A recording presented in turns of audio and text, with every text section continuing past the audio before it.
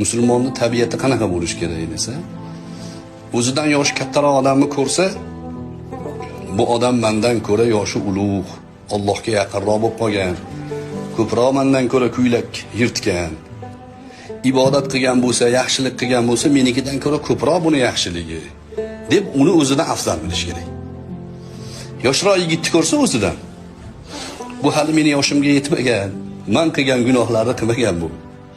Bu mendan afzal deyish kerak. Kichik ko'ngillikni Alloh yaxshi ko'radi. O'sha zohidlik shu. Zohidlik shu. Ya'ni haqiqiy dunyoni tark qilish shu. Nima degani dunyoni tark qilish? Qo'lingizda pul tashlab olishmi? Yo'q.